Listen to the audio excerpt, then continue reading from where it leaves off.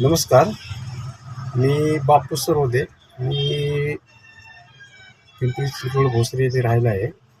तर मी बऱ्याच वर्षापासून माझ्या चेहऱ्यावर, इथं गालावर, नाकावर काळे डाग आणि वांग ही भरपूर प्रमाणात आली होती.